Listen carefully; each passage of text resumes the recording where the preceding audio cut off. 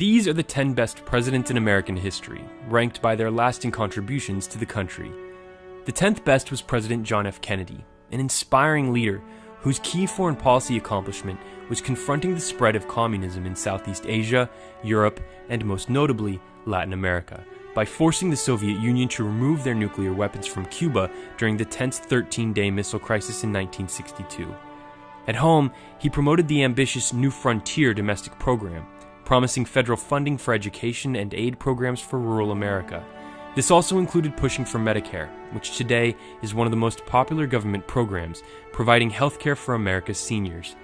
It was passed by Congress and signed into law 3 years after JFK was assassinated in Dallas, ending his presidency after just 3 years in office.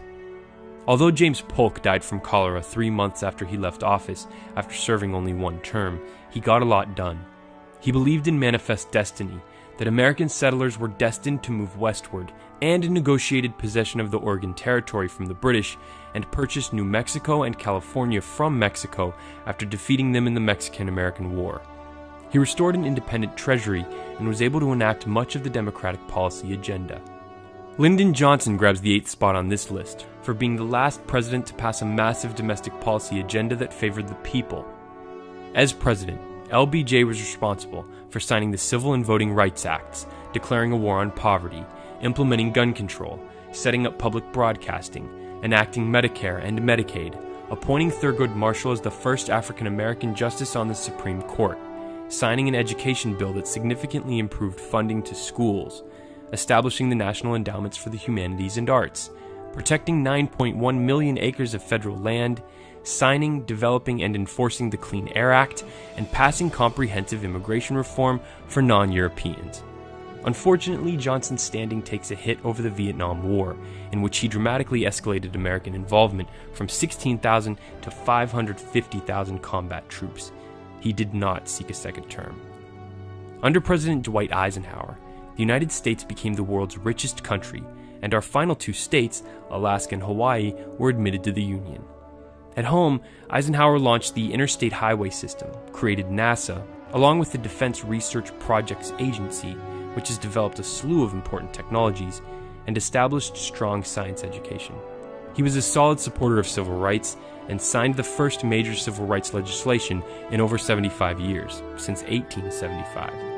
Abroad, Eisenhower used nuclear threats to conclude the Korean War with China and prioritized inexpensive nuclear weapons and a reduction of conventional military forces as a strategy for keeping pressure on the Soviet Union and reducing the federal deficit. Number 6 is Woodrow Wilson, who led America into World War I, the decisive moment that turned the conflict in the Allies' favor.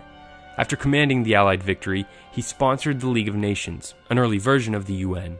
Unfortunately, the US Senate voted not to join the League, a consequential moment that definitely made the body weaker than it should have been and was partially the reason why the Nazi Party was able to rise to power in Germany.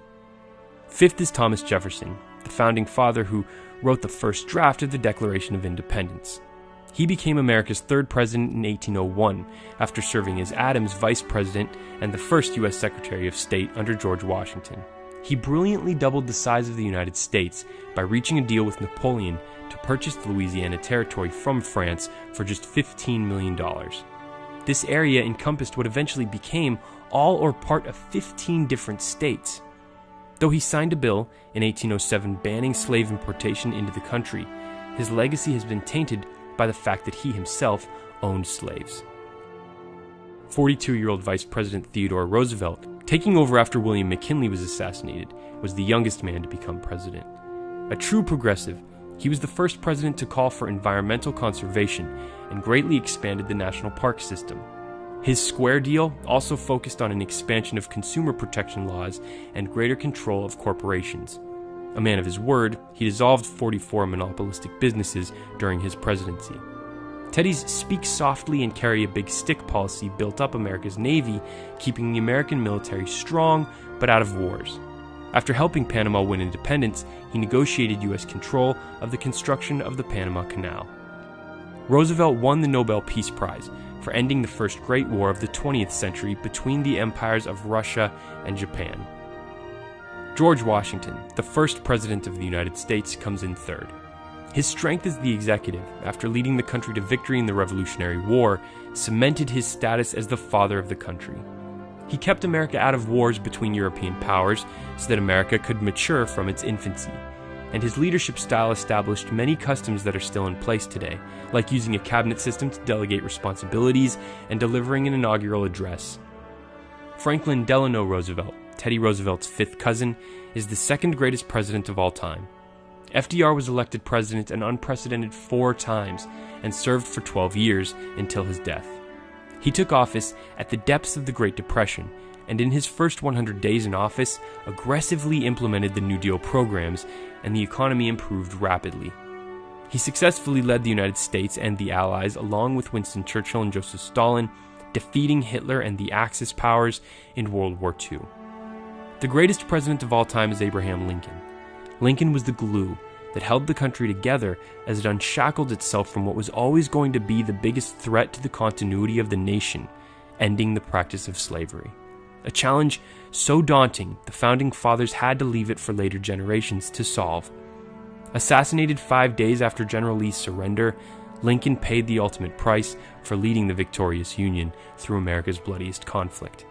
His victory in the Civil War strengthened the federal government, modernized the economy, and set the nation on the prosperous path we are still walking today, nearly 150 years later. Thanks for watching. Let me know who you think was the best president of all time in a comment below. If you enjoyed this video, you'll love our website, tdcvideo.com, where we bring you our favorite stories from around the world each day. Until tomorrow, for The Daily Conversation, I'm Bryce Plank.